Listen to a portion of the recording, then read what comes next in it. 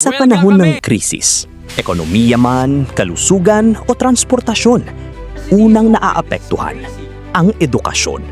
Bigla ang pagbabago, walang sistema, napuputol ang Online daw pag-aaral. sabi ni teacher.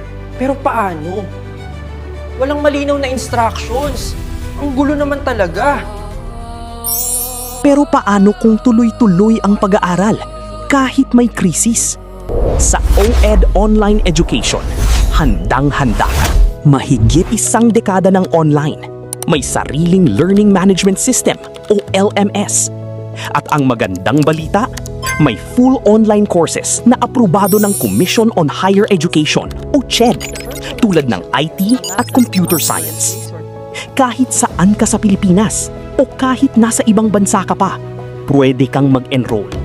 Lahat online, enrollment, klase, pati bayad sa tuition fees. Walang fixed school year, walang pressure sa schedule. Ikaw ang masusunod kung kailan ka magsisimula at mag-e-exam.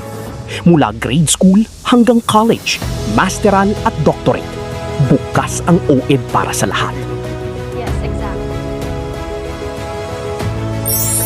Sa mundong pabago-bago, piliin ang edukasyong hindi napuputol.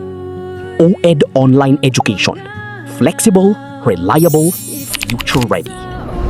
This is life. Nakakapag-aral ako sa OED kahit may work ako sa morning. Napaka-flexible ng OED. Kaya basta online education, OED.